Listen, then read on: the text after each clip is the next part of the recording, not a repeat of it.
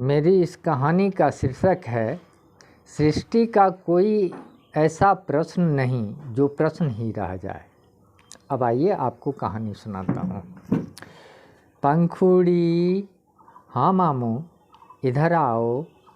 पंखुड़ी लंबा लंबा डग भरते हुए मामा के पास आई। कल तुम्हारा जन्मदिन है न बेटी? हाँ मामू। मामा ने तकिया के नीचे से लॉकेट निकाल उसकी ओर बढ़ाते हुए कहा, तुमने कीमती गिफ्ट देने को कहा था ना? पंखुड़ी फटी आंखों से उनकी ओर देखती रह गई।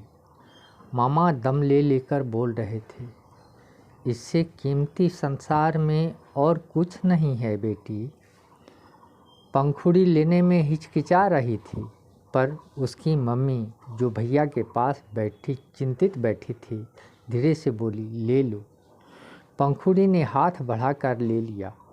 उसने देखा वही चांदी का लॉकेट है जो मामा जी हमेशा अपने गले में डाले रखते थे। यह न तो छोटा था न खास बड़ा, पर मोटा बहुत होने के कारण भारी था।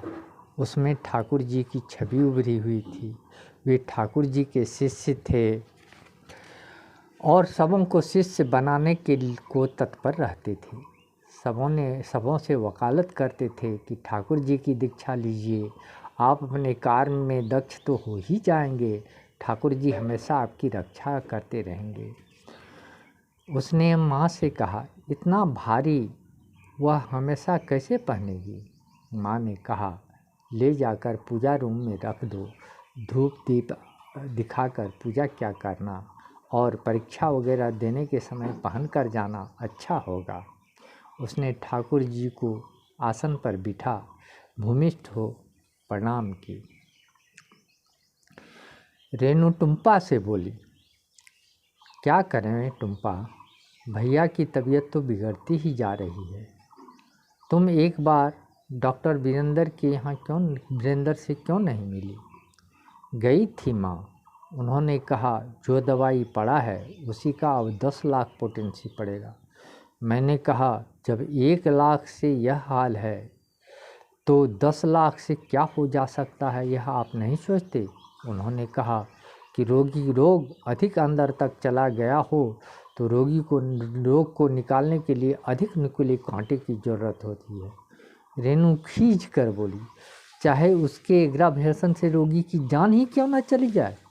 ऐसे ही हेम्योपैथ डॉक्टर के लिए हैनीमैन साहब ने मॉरल डॉग का शब्द का व्यवहार किया है। क्या बोलूँ माँ? अरे एक बार जाकर डॉक्टर यूवी सिंह से ही गुहार लगाओ ना। गई थी, उन्होंने कहा एंटीबायोटिक्स का ओवरडोज दे चुका हूँ, जानकर गलती नहीं कर सकता।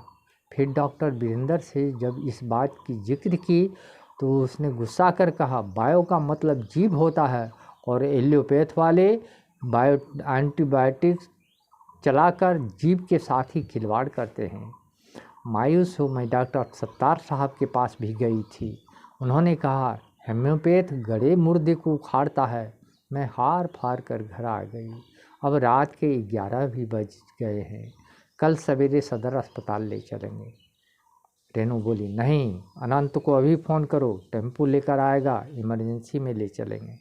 अनंत आया, सभी अस्पताल चले गए। पंखुड़ी घर में अकेली रह गई। उसे नींद नहीं आ रही थी। मामा जी की तबीयत इतनी खराब हो गई थी कि वे कभी पलंग डंडा पर सर ढलकाकर तो कभी तकिया पर सिर टिकाकर फूंक फूंक कर सांस फेंकते और लेते। डॉक्टर ने पंप भी दिया था, लेकिन उससे कोई राहत नहीं मिल रही थी। उसे डॉक्टर वीरेंद्र पर बहुत गुस्सा आ रहा था कि क्यों ऐसी दवाई दी जो हालत इतनी बिगड़ गई। इसी तर्क वितर्क में उसे कब नींद आ गई उसे पता ही नहीं चला। सवेरे जब नींद खुली तो देखा सब रो रहे हैं। मामा जी की लाश आंगन में पड़ी है। उसकी भी अश्रुधारा बह निकली। उसे याद आया उसने अपना आज का बर्थडे में खूब कीमती गिफ्ट देने को उनसे कछवाया था। वे उसे बहुत प्यार करते थे। उसे प्यार से गिरगिट कहकर चिढ़ाते, अक्सर उसके साथ ठिठोली करते। 5-7 दिन पहले वे माथा छिलवा कर आए थे तो मम्मी ने पूछा था, भैया माथा क्यों मुड़वा लिया? वे बोले थे, डॉक्टर वीरेंद्र की दवाई खाया हूँ ना, मन कुछ बेचैन सा रहता है और सही से नींद नहीं हो रही, इसी कारण मन हल्का रहेगा, इसलिए माथा मुंडा लिया। मैंने ठिठोली की थी, बेल मुंडा बेल दे, 4 आना का तेल दे, कुइयाँ में ढकेल दे। इस पर मामा जी ने कहा था, देखे छे रेनू, जब कुइयाँ में ढकेल दे तो गिफ्ट कैंसिल। कैंसिल कैसे? हलक में हाथ डालकर निकाल लूँगी, मैं जोर देकर बोली थी। वे और मम्मी हंस पड़े थे। मैं पैर पटकते अंदर चली गई थी। पंखुड़ी गाल पर धारा बने अश्रु को पोंछते हुए उठी और उजला उजला फूल ला मामा जी के शरीर पर चढ़ाई। टुम्पा गोल गोल रुई का गोला बना नाक को बंद किया। रेनू धूपदानी को सिरहाने में रख दी। अब कथा परिवर्तन है, पटकथा परिवर्तन है, आगे सुनिए। गणतंत्र दिवस था। माननीय राष्ट्रपति जी इनाम दे रहे थे। राजा की बारी आई। उसकी माँ उसे व्हील चेयर पर मंच पर ले आई। राजा फौजी की वर्दी में व्हील चेयर पर बैठा था। उसने धरती की ओर हाथ जोड़ते हुए कहा, हे परमाराध्या मातृभूमि, नमस्तुते नमस्तुते नमस्तुते। फिर बैठे बैठे ही तिरंगा को सैल्यूट किया। राष्ट्रपति उन्हें वीर चक्र प्रदान कर उसके साथ घटित घटना को सबों के साथ साझा करने का आग्रह किए। राजा ने माइक हाथ में ली, आंख बंद की और बोलना प्रारंभ किया। मेरा तबादला गलवान घाटी के बॉर्डर पर हुआ था। मैं माँ से आशीर्वाद लेने गया। उन्होंने मेरी आरती उतारी, टीका लगाया और गले में एक लॉकेट डालते हुए कहा, ठाकुर जी तुम्हारी रक्षा करेंगे, लेकिन हाँ, या तो तुम दुश्मन की हलक में हाथ डाल मातृभूमि को निकाल लाओगे या खुद को मातृभूमि पर समर्पित कर दोगे। तुम्हारी 2 माँ हैं, एक मैं और एक यह भूमि जिसे तुम माता समझते हो। अपनी ओर उंगली दिखाते हुए वो बोली, यह माँ भोग तृप्ति हेतु भी संतान को जन्म देती है, लेकिन यह भूमि जो प्रसव पीड़ा से व्यथित नारी को अपने ऊपर सहारा दे, उसकी इस सफलता का आधार बनती है। मैंने प्रश्न भरी दृष्टि से माँ की ओर देखा तो वो बोली, घर में प्रसव पीड़ा जमीन पर होती है और अस्पताल में बेड पर, और वह उस बेड का पांव फर्श पर टिका होता है। दोनों ही स्थिति में नारी के छटपटाहट के क्षण यह भूमि मुख्य सहारा बनती है। इसलिए माँ रूपी इस भूमि का स्थान माँ से भी ऊंचा है। इसलिए तुम मुझसे ज़्यादा मातृभूमि का कर्जदार हो, चुकाने का अवसर मत खोना। हम सीमा पर गश्त लगा रहे थे। मशीन गन हाथ में ले चौकस और विपरीत दिशा में चल रहे थे। प्रत्यूष बेला था। थोड़ी दूर पर फहर रहा झंडा स्पष्ट दिखाई नहीं दे रहा था। मैं थोड़ा और करीब आया तो लगा, यहाँ तो तिरंगा होना चाहिए, लाल झंडा सा लग रहा है। मैं पोल के करीब गया तो देखा तिरंगा नीचे पड़ा है और चीन का झंडा पोल पर फहरा रहा है। मुझे समझते देर न लगी कि कोहरे की आड़ ले दुश्मन ने ये चालाकी की है। मुझे बहुत गुस्सा आया। मैंने चीनी झंडे को नीचे किया और तिरंगा को पोल पर फहराने लगा। एकाएक घाटी में छिपे दुश्मन मुझ पर गोलियां चलाने लगे। एक गोली मेरे पैर में आकर लगी। मैं लड़खड़ा कर गिर रहा था कि दूसरी सीने में लगी। मैं गिर गया, लेकिन अपनी बंदूक नहीं छोड़ी।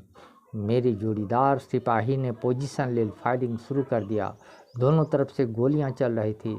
दुश्मन जो 10-11 की तादाद में थे, धीरे धीरे पोल के करीब आ रहे थे। मैं पड़े पड़े ही महसूस किया कि दर्द तो मेरे पैर में हो रही है। मैं जिंदा हूँ, सीने में किसी प्रकार की पीड़ा नहीं है। मैं अंदर ही अंदर धीरे से हाथ सीने की उस जगह ले जाकर टटोला जहाँ ठोकर लगी थी, तो लॉकेट पर हाथ पड़ी। मैं समझ गया कि गोली ठाकुर जी के लॉकेट से टकराकर मुझे भेद नहीं पाई। दुश्मन मुझे मरा समझकर मेरी ओर से निश्चिंत थे। अब वे इतना नज़दीक आ चुके थे कि कोहरे के बावजूद स्पष्ट दिख रहे थे। मैं एकाएक पलटा और बिना मौका दिए गोलियों की बौछार से सबको वहीं ढेर कर दिया। मेरे फौजी साथी दौड़कर मेरे पास आ गए। मुझे सहारा देने को हाथ बढ़ाया। मैं उन्हें रोकते हुए खिसक कर तिरंगा को उठा माथे से सटाया, अपना सामर्थ्य बटोर कर उसे पोल पर फहराया, सैल्यूट कर माँ को ध्यान किया और बोला, मैया, मैंने दुश्मन की हलक में हाथ डाल मातृभूमि को निकाल लाया है। तब तक एम्बुलेंस आ गई। मैं गाड़ी में लेटा कैंप अस्पताल लाया जा रहा था। मेरे जोड़ीदार साथी ने पूछा, यार, तुम झंडा को सैल्यूट कर किस मैया को संबोधित कर रहे थे? मैंने कहा, मेरी, तुम्हारी और हम सब फौजी की माँ पंखुड़ी देवी। राजा ने झुककर अपनी माँ के चरण स्पर्श किया तो उसकी माँ उसके हाथ से माइक ले बोलना प्रारंभ की। मैं पंखुड़ी देवी इस सर्वोपरि मंच से बता रही हूँ कि कपड़े की वर्दी जो किसी पद पर होने का पहचान देती है, उसे उतार कर देखो। जो वर्दी हम समस्त माताओं ने तुम्हें शरीर के रूप में दी है, तुम्हारे अस्तित्व को प्रमाणित, साकार और शाश्वत करता है। थोड़ी देर रुककर अब चौवन सत्ता को धारण करने जा रहे तमाम नवयुवक युवतियों से मैं संपूर्ण भारतीय मातृसत्ता की ओर से आह्वान करती हूँ कि हे अग्निवीरों, इस अस्तित्व को साकार करो। माँ तथा मातृभूमि के कर्ज से मुक्ति के लिए जम्बूद्वीप भरतखंड रूपी अखंड आर्यावर्त को हलक में हाथ डाल निकाल लाओ। जय हिंद। तालियों की गड़गड़ाहट गूंजी। जब गड़गड़ाहट थमी तो पंखुड़ी माँ ने माइक मुंह से सटाया और बोली, तालियों की गड़गड़ाहट को गोलियों की गड़गड़ाहट में बदल दो, मेरी आत्मा शांत हो जाएगी। सबों को हाथ जोड़ प्रणाम कर राजा के व्हीलचेयर को ले चलने लगी तो राजा ने उन्हें रोकते हुए कहा, हे माते, ठाकुर जी का निर्देश है कि न मारो न मरो, हो सके तो मृत्यु को विलुप्त करो। आप कहती हैं वे नारायण हैं, जबकि वे समस्त जीवों के कारण स्वरूप हैं, उद्धारक वही हैं, तो संसार उसे जीवायन न कहकर नारायण क्यों कहता है? क्योंकि वे सर्वोपरि जीव नर नारियों के 100% करने योग्य कर्मों का निर्देश देते हैं। पंखुड़ी माँ ने कहा, उत्तर दिया, मैं तो एक सैनिक हूँ माँ, न मरूं न मारूं, यह कैसे संभव है? माँ निरुत्तर हो गई। दोनों एक दूसरे का मुंह देखने लगे। थोड़ी देर रुककर पंखुड़ी देवी ने धीरे से कहा, चलो ठाकुर जी की दीक्षा लेते हैं।